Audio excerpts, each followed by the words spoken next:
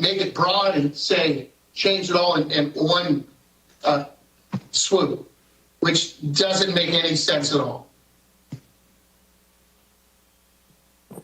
To the chair, vice chair. Yes. If I may.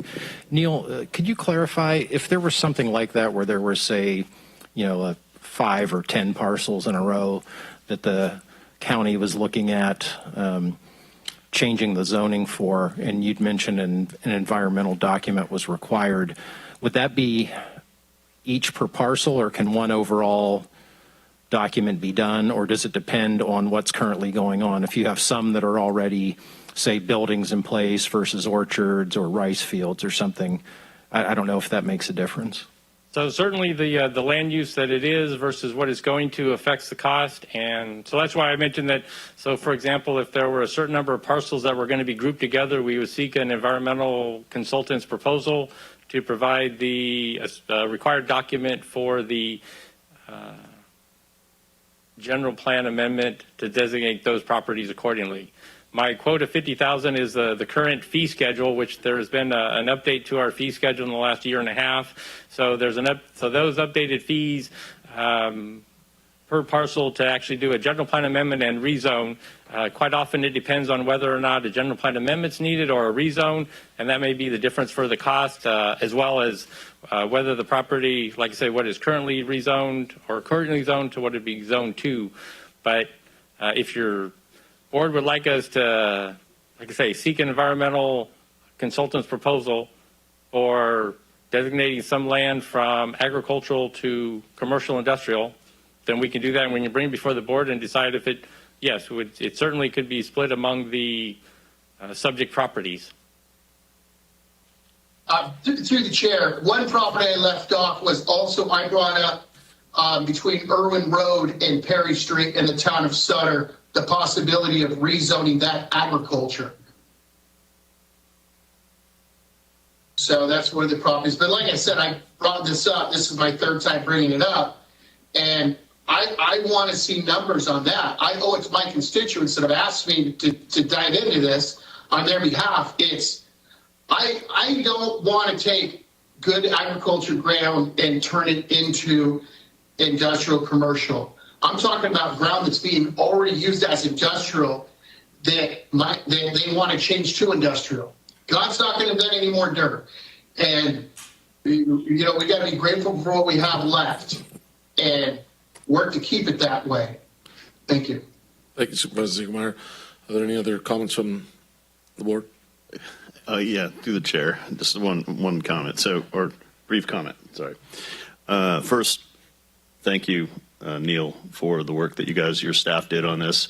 I know it was done at the direction of some board members, and I, appreciate the work that you put on it. I think it's really important that we do consider it this type of proposal today. Thank you to the speakers too for the comments that you made. I came in thinking a certain way, and listening to your feedback, I think it's really critical that we continue to do the research. Why do we want to open up a can of worms for no reason when, and update the general plan at this point? But I think there's still some research that needs to be done from our end so that we can understand the positives and negatives of doing it all the way through. So I like, especially the Farm Bureau participation today, listening to Chris and to Christina. Thank you for your comments today. I would personally like to take you up on holding a town hall on this issue because there's a lot of factors from the other side that I've been hearing about it as well. Freedom of property rights. We heard from the Adventist chairman or president today that there's a housing shortage, and not of affordable housing, but even at the high end housing, he couldn't even find a house. So, there's just a lot of issues from that we have to consider. But perhaps the most important presentation I heard today was from Mary Hansen. And I want to say thank you because it's so important that we as a board establish our goals and objectives, and then we direct staff based on those goals and objectives. And we have a set of goals and objectives, but to do that first before we start spreading out to a different direction. So I want to thank you for that. And I would also like to advise that we set up some sort of town hall staff or CAO Smith, if that can be arranged. I'd like to hear the feedback from the community as a whole. I think we have a great agricultural representation here today. I'm the only non-farmer sitting up here as well, but I think that we should listen to the feedback of the community. And general plan updates, they're actually common, so it's not that we have to write it out to 2030. Let's look and see if it's something that we actually need to do or not, and possibly not. But let's listen to this all the way out. So I'd like to make a motion that we table this conversation. before you make- Yeah, you can, but I'd like to make that motion. But go ahead. I'll second I'm not the chairman. Sorry, yeah. No, it has been moved and seconded. I just wanted to make Okay. It's been moved by Supervisor Flores and seconded by Supervisor Connett to table this this item. I have to call for the roll call. Or can I just make a comment before? No, you can make a comment in between. Right. And I just want to make a comment to everybody out here that we heard you loud and clear, and we hear your concerns. That being a fourth generation farmer here in this county, I understand the importance of agriculture, but at the same time, I'm raising the fifth generation. And myself, I don't have the convenience of living on my farm like a couple of supervisors to my right here. That I've always loved to live on the farm with my kids, but I just want to mention something that what's been conveyed to me by folks in the community and those property owners was, again, property rights and less government of if they wanted to live on the farm, right? We have that option available. These aren't people that are going to come. You're not going to sell an acre off of your property to somebody. This is just again. You know who your neighbors are, you know who your kids are, or you hope you know who your kids are, or family members. But again, I just want to say that it's good to keep these options open, and it's important for the community to come together and have that study hall like you're mentioning. So I guess having said that, just let's call for a roll call vote. Supervisor McKelly? No. Supervisor Flores? Wait. Table. I'm voting no on the continuance because I think it's pretty clear how the people think about this, and I think we should not have to drag them back out here again. You don't want to table. Supervisor Flores? Yes. Supervisor Ziegemeier? I agree with Supervisor McKelly, no. Supervisor Baines? Aye. Supervisor Conant? No.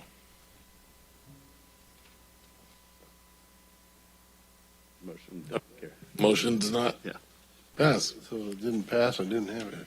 So Moving on to item number 22, Sheriff Barnes. Receive a presentation regarding the Sheriff's Office Organization Assessment and Staffing Study Report.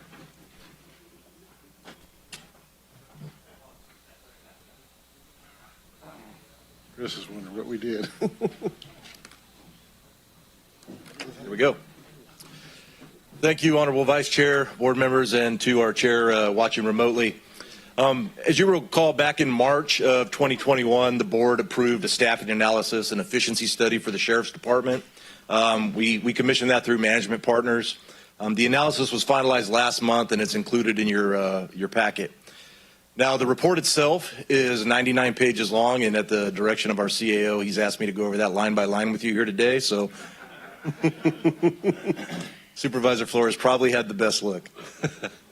In all seriousness, for our community, the report is actually available online at the Sheriff's Department's website. It's also available currently right now on the Sutter County website as well. So if you'd like to make yourself familiar with the overall report, please go there. Really what I'd like to do is just bring some things to your attention from the report and in making the general public aware. Starting on page 64 and 65 of the report, you have what they call Attachment A. And that's kind of an overall analysis of the report, and there are 22 recommendations in that they suggest that we implement at the Sheriff's Department. Now, some of those recommendations have to do with internal changes. Some of them have to do with new positions that they recommend be allocated. So that is there for everybody's review, and I won't go over all 22 of those recommendations, but please take your time to look those over and make yourself familiar with those. So also on page 66 is Attachment B, which is actually a review of the positions that are recommended by the analysis. And this was based on a variety of metrics and comparisons to other counties that they thought were comparable and interviews with our staff at the Sheriff's Department. So of that, there's a net recommendation of 14 new positions for the Sheriff's Department. and I'll just cite those for you real quick. 2 community service officers, 2 correctional officers, 1 corrections sergeant, what they call 4 senior corrections officers, 4 new deputy sheriffs, and 1 department training coordinator. And I'd also like to point out we've had presentations here today on Sutter Pointe. It does not include the 4 positions that were discussed in the Sutter Pointe agreement. So those have to be added into the report as well and taken into consideration. So I think projecting forward, you would be looking at a total of 8 new deputy sheriffs out on patrol. So there's some other things that are covered in the report, and I'll just touch on those real briefly. Again, I'm not going to go over it in extensive detail. The report's there for everyone to review and kind of analyze. But some of the issues are budget information compared to the comparable counties, response times for the Sheriff's Department, number of calls for service that we handle, measurables for our contracted city of Live Oak, booking and housing information at the jail, and some of the civil services that we provide at the Sheriff's Department. Also, one thing that I think is important to kind of note is on page 9, there's a list of what works well at the Sheriff's Department, but there's also a list of things that don't work well at the Sheriff's Department, and I'll just touch on a few of those in each category. So for what works well, we were commended for our new CAD and RMS system, which is the technology component for the Sheriff's Department. We've had a lot of equipment upgrades over the last 3 years, and there was a lot of emphasis on our community response team and our efforts to combat homelessness and, make our community better. What doesn't work well? This was primarily based on staffing interviews. Unfortunately, some of the morale suffers from the pressures caused by high turnover. This is directly linked to some of our salary and benefit packages, unfortunately. We do have people that are going to other agencies for higher paying jobs, and they've cited that the Sheriff's Department is essentially a training ground for other departments. And so I know Under Sheriff Smallwood is here. I can tell you that just recently, the Undersheriff and I have talked to personally 9 employees that have put in applications elsewhere, and they've all cited pay as being the #1 reason.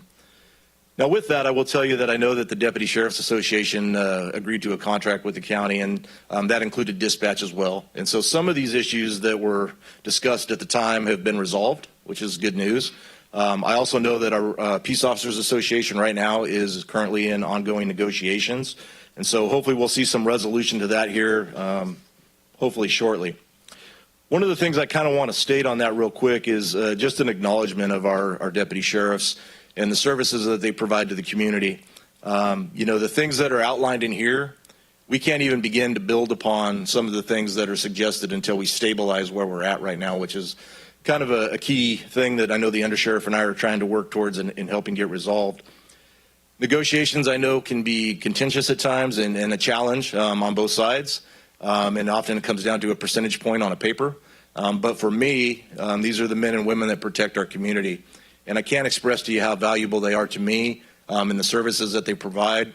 And I have the privilege of knowing their stories and meeting their families. And so I hope that through the negotiations, they'll reach some resolution here shortly, and we can get back to, as I like to say, the business of doing business and stabilizing our department a little bit.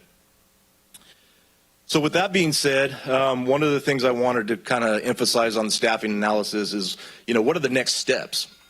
And so since we have these 22 things that we need to work on, there needs to be some next logical step. And so I do have a monthly meeting with our CAO, Steve Smith. That meeting happens to be this week, so I'm hoping to chat with him about some strategies. But ultimately what I think I would ask for is some type of a work group with a member from the CAO's office and specific members from the Sheriff's Department to kind of work on strategies moving forward to start implementing some of these things, both the things that we can do internally and then looking at some of the staffing challenges. Because I will tell you that, I get we're already kind of preparing our budget for this year, but moving into 23-24, if you were to project out 5 years, we would probably need to ask for about 3 full-time positions per year moving forward. So we've got to figure out how to fund that. So I will say there's some pretty significant challenges moving forward. So with that, I will just ask the board, if you haven't had an opportunity to read through that report in great detail, please do so.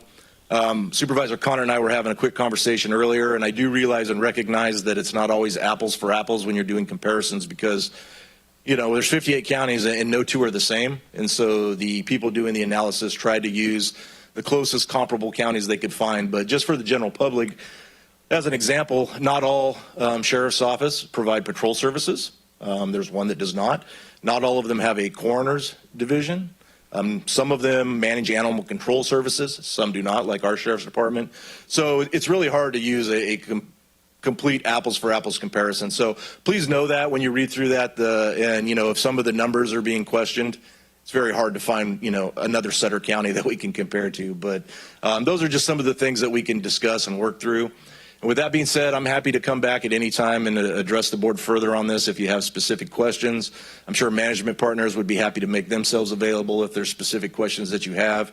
And to the community, if there's questions or things you'd like to discuss, please feel free to contact my office, and I will make myself available to you. So with that, I'll go ahead and conclude, and I'm happy to answer any questions that the board may have for me. Thank you. Any questions? Good, Chair. I just want to say thank you for the presentation today to give us a lot to think about, and we look forward to getting a work group together on that. And we'll continue our support of law enforcement.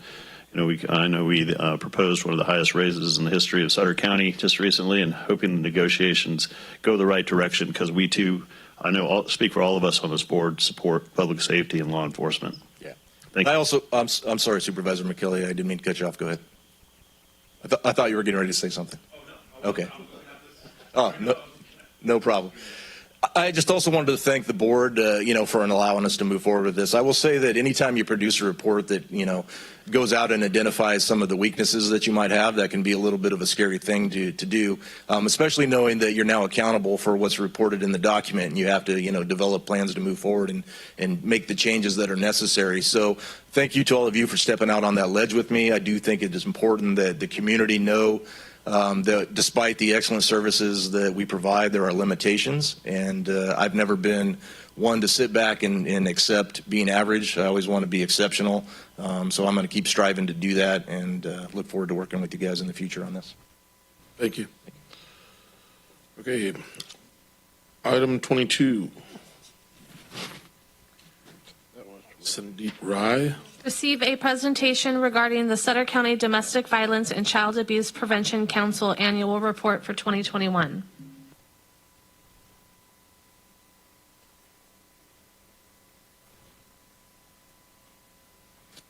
All right. Honorable Chairman and Vice Chair and members of the board, my name is Sandeep Rai, and I'm the Deputy Chief of the Adult Division at Probation. I have the honor of serving as the 2021 chair for the Sutter County Child Abuse Prevention and Domestic Violence Council. Each year we complete our annual report and present it to the board to keep everyone apprised of what the council did the year prior and what trends, if any, were prevalent. You should all have a copy of that report. Within the council, there are 3 subcommittees: the Organizational Committee, the DV Response Committee, and the Community Education and Prevention Committee. The DV Response Committee is comprised of the Sheriff's Department, the Yuba City Police Department, Victim Witness Services, and our local DV shelter, Casa de Esperanza. Their goal is to provide monthly DV stats to the council, and in return, the council looks at any trends, if the numbers have increased or decreased or remained consistent.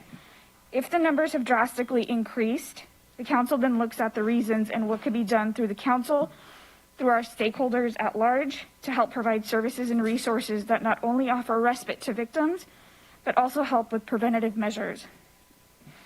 If you look at the Sheriff's Department and Police Department stats, they are pretty consistent to last year, especially the police departments with 2 cases less than the previous year. The Sheriff's Department had 12 more cases in 2021 than 2020. Although we would like to see these numbers decrease, we're also glad to see there isn't a significant increase, especially considering the impact the COVID-19 pandemic has had on our community and resources. Casa de Esperanza went from 347 client contacts in 2020 to 302 in 2021, a decrease of 45. Again, this shows the dedication and hard work of our community-based programs, especially during difficult times such as the pandemic. Lastly, Victim Witness too saw a decline. In 2020, they received 395 case referrals that had victims of DV listed in them. In 2021, that number went down to 318, a difference of 77 cases, which is pretty significant. The takeaway from these stats is that even in times of duress, our county, our community didn't waver when it came to providing services. Each agency had a role in this, and because each of them continued to find creative ways to provide services, bring awareness to the sensitive subjects of DV and child abuse, we're able to see a slow and steady decline in our stats. This says a lot about our community and is something to be truly proud of. Moving on to the Community Education and Prevention Committee. Its goal is to connect the community to events that bring awareness to domestic violence and child abuse. Even though we still were in the midst of a pandemic last year, the committee continued to have their monthly events. February was the Teen Dating Violence Awareness Month. April hosted our Child Abuse Prevention Awareness Month. July brought on our Sexual Assault Awareness Month. Specifically, we continued to have our Walk a Mile in Her Shoes event, which is a pretty famous event that we have annually. This event featured men from several local agencies donning a pair of women's red pumps and walking a mile around in the inside of the mall. Community members gathered and cheered these men on for showing up and walking the walk, demonstrating their support and commitment to the cause. And lastly, October was featured as the Domestic Violence Awareness Month. On the 22nd, multiple agencies showed their support by wearing purple to work and posting on their social media sites. And with that, that concludes our report out. If there's any questions, I'll take. If not, thank you guys. Thank you. Thank you so much for the presentation. Any questions from the board? Through the chair. Supervisor Coleman. So thank you for your report. I did notice one thing, and I was trying to figure this out when I was reading it, but it appears that the numbers for Yuba City went up at the same time the county numbers seem to go down. That's on page 1049 of our packet. That probably didn't help you a bit.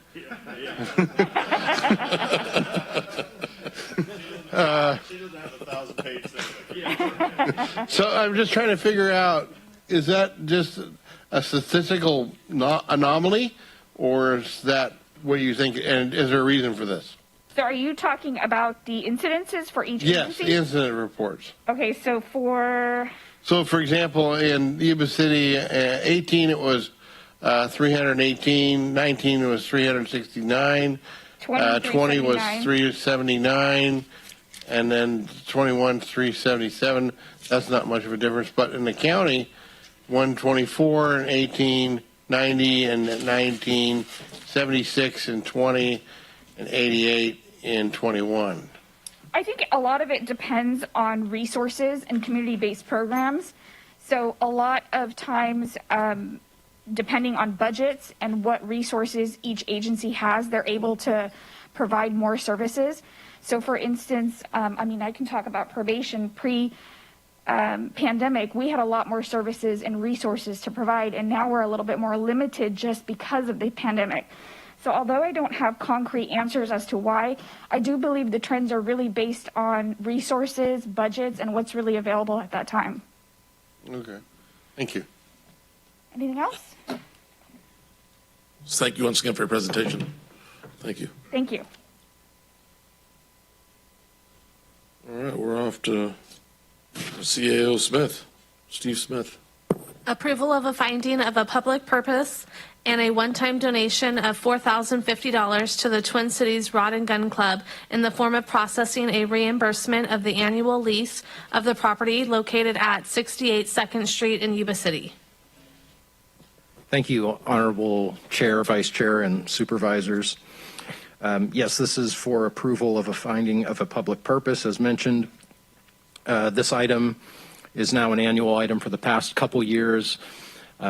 The situation with the Twin Cities Rod and Gun Club being situated on FAA or airport obligated property requires that they pay a market rate lease rate or market rate rent. The county has in turn the last couple years reimbursed the club for that, so it isn't taking away from their operations. So this is the request again, and it would be the amount of $4,050. It's built into the budget and does not have a general fund impact. Through the chair. Supervisor Flores. I'd like to make a motion for approval for this fine organization that's located in the heart of Sutter County. Second the motion. I'll say. Been moved by Supervisor Flores, second by Supervisor McKelly. Roll call vote, please. Supervisor McKelly? Aye. Supervisor Flores? Aye. Supervisor Ziegemeier? Aye. Supervisor Baines? Aye. Supervisor Conant? Aye. Motion carries. Item number 25. Approval of a finding of a public purpose and waiving the fingerprint rolling fee for live scan criminal background checks for up to 64 Sutter County residents providing volunteer services to the youth service organization in an amount not to exceed $1,600. Yes, thank you. So this item came to light, I believe a supervisor or two and the sheriff were approached by community members. Recent law passed at the state level, Assembly Bill 506, required fingerprinting of all youth-related volunteers, such as in Little Leagues and other youth activities, to kind of waylay some of that and assist the community. It's suggested that the board grant up to an amount not to exceed $1,600 to offset costs for up to 64 Sutter County residents. That would be waiving the county fee. There's other fees involved that would not be waived. However, and as it states in the staff report, this would be for individuals in the unincorporated areas of the county. And I would suggest that if approved, this begin next Monday on the 14th to give time for advertising for folks that are interested, and also on that day because we love our citizens and it's Valentine's Day. But also I have forwarded the information to the city because they provide this service as well. I'm not sure if they're interested in doing something similar, but just made them aware that this is something that the board will be considering. Through the chair. Supervisor Flores. I can make a motion for approval. Second. It's been moved by Supervisor Flores, second by Supervisor Connaught. Roll call vote, please. Supervisor McKelly? Aye. Supervisor Flores? Aye. Supervisor Ziegemeier? Aye. Supervisor Baines? Aye. Supervisor Connaught? Aye. All right. Again, do you have any follow-ups or reports now? Yes, thank you, Mr. Chairman. Sorry. CAO. Oh. Smithy's item number 26. He was pointing at both of us. Thank you. Just one thing. When we were discussing the various general plan options earlier, it is on our adopted policies and goals to consider general plan amendments. And I wanted to mention this after the board voted on that item, that it is entirely appropriate, completely appropriate for the board at times to update and amend the general plan. Law allows for it up to 4 times per year. I know people were passionate in speaking to leave it alone, but as one person mentioned, it is a living, breathing document and something that there can be items that come up that are unforeseen at time of adoption of the general plan, and therefore the ability to amend it. But I do agree that it is something that is a long-term vision for the county, and the county tries to stay in line with, but there's always something that may come up that the board could consider changing for that.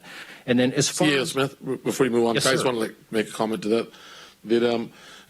Again, there's been a number of constituents within my district that feel that they wanted to have this option out there. Like, for example, we started off with a presentation from Ride Out or Adventist Health, and I'm sorry that I didn't mention that I served 12 years on our foundation board there, and the biggest problem we had was none of the employees were local. They're all living in Granite Bay and Roseville and Rockland and Sacramento because we didn't have this option available for them, right? And I mean, I understand, you know, it was very clear Farm Bureau's stand on this, but again, I mean, if we're open for business in Sutter County, we need to provide housing, not just affordable housing, for those executives in that as well that want to not use a push and lawnmower, but want or need a larger home, and we should have that option available. So I appreciate you clarifying that it can come back, because in my district and constituents outside of my district throughout Sutter County have continued to say that, you know, they want these options, not only for that reason, but also in agriculture, commodity prices are fluctuating to a point. Walnuts are, I don't know how much Matt's going to get this year, but you know, with commodity prices dropping this year, people talking about half of what we were told before we harvested, that you should have property rights and have those options available. Sorry to cut you off, but. I'm sorry, I know this discussion's already over, and I know we already voted, but I'm going to be requesting and pushing for a town hall discussion on this particular topic of some sort anyway, because it's critical. I mean, the number one blockade for economic development in Sutter County right now is housing. You can ask any realtor. My mom's been a realtor, and she's out in the audience today. Thanks for joining us, Mom. But she's been here for a realtor for 25 years, and she can tell you there's not enough housing, and it needs to be dealt with, and it's not just affordable housing. So I'm hoping we can continue the discussion. I get they packed the house, and we didn't want them to come back, but you know, there's a lot of people who have filled otherwise, and I was hoping we could do a town hall, and I'd still recommend that we have a discussion on this, whether whichever way it goes. I think it should be really up to the public how it works. I agree with you, and I think that needs to be noted. Thank you. Thank you. Through the chair. Yeah, sir. Sorry, we're taking away from this time, but go ahead. So since you guys brought that up, so Neil, my question to you is, how many ranchettes or estate residential lots are still available in Sutter County, in the county proper, not the city limits? Supervisors, I am concerned that we're having this conversation after the agendized item. Okay, sorry. Ended, so there's a continuation. All right, sorry, go ahead with the. Apologize for that. Sorry. Well, With the announcements. maybe Cut me off. Maybe what I could mention is that what would help staff, and I think help reduce, hopefully end, but some of the frustration of supervisors is that, you know, we obviously take direction from the board, and we take that seriously, and we take your comments seriously on a one-on-one basis too. We just need that direction on, you know, if one supervisor comes and says, here's what I want, obviously we're going to get the information to you, but if it's something that's really going to need a vote, we need some direction. And always feel free to bring it up towards the end and say, you know, I'd like to direct staff to, you know, consider X, Y, and Z and bring something forward. We're very happy to do that. We just don't also want to waste resources if one supervisor would say something to us and then we bring it forward and four say no. You know what I mean? So we're just trying to be efficient, but I definitely feel the frustration, and I understand it, and just want to help us as staff to move forward with that direction. So, but that's all I have tonight. So thank you. Thank you. I just want to say again, welcome Nellie Flores. Thank you for joining us and staying till the end. And David Flores, thank you. I think they expect me to buy them dinner tonight or something. Yeah, something's going on. Either that or they're your ride home. So we'll start with the district reports, and we'll start with District 1. All right. Thank you, Mr. Chairman. All the guys I was going to thank just walked out of the room, but as you know, we had a tragic fire at the Diamond Walnut plant in Live Oak, and sorry, Supervisor Baines, it was unfortunate for you, but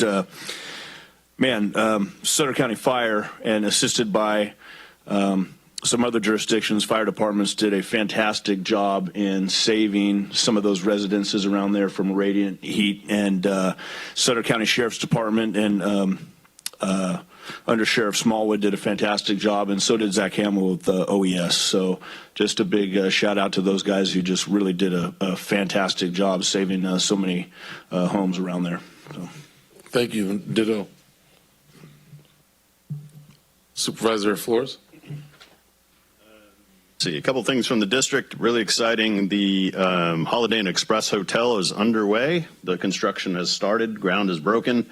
So we're really excited to watch that raise up, and I can't wait because I think we're going to have an additional 80 rooms or so in Sutter County and in the 2nd District, which is really exciting overall.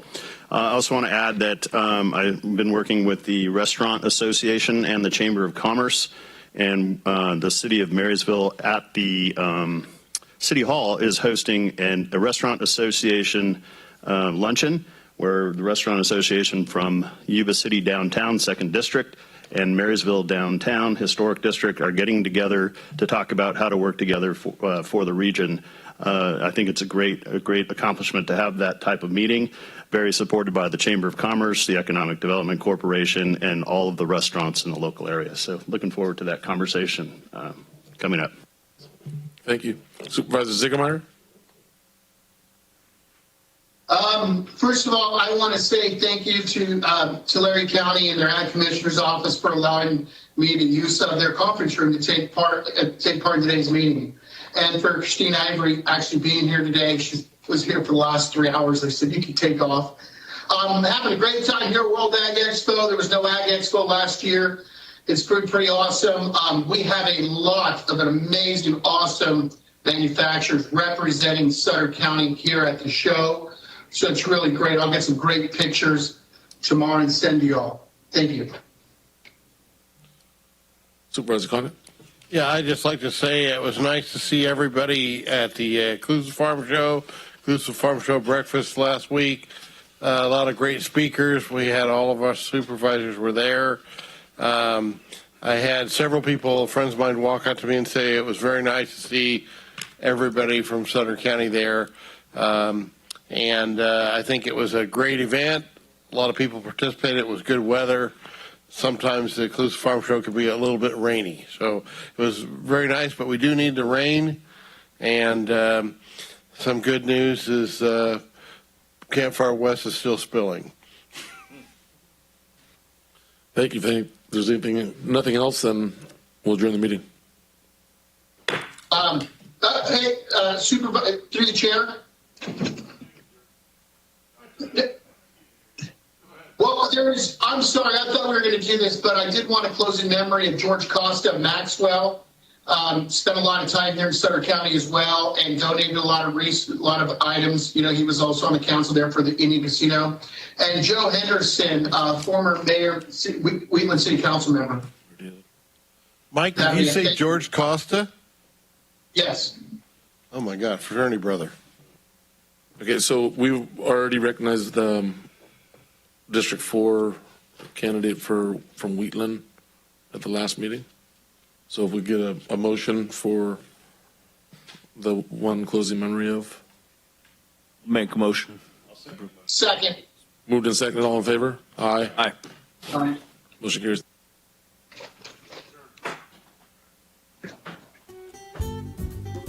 Yuba-Sutter.live's local government live streams are presented by Plumas Lake Self-Storage in Plumas Lake, where lifelong local residents are helping other residents keep things safe, providing indoor storage units, outdoor RV and vehicle parking, moving supplies, and Penske truck rentals. Details at plumaslakeselfstorage.com.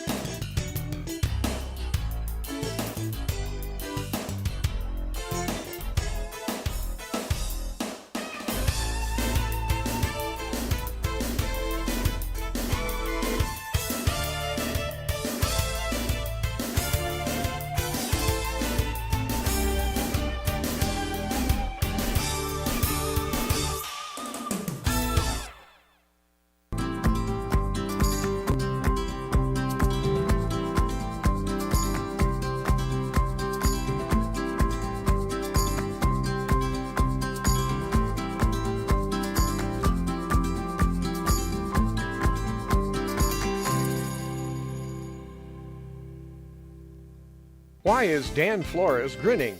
Find out noon Wednesday. It's a new show. That's right, a new show here on Yuba-Sutter.live. Lunch with Langdell. We've got food. And sometimes the inside scoop. Lunch with Langdell, noon Wednesday here on Yuba-Sutter.live.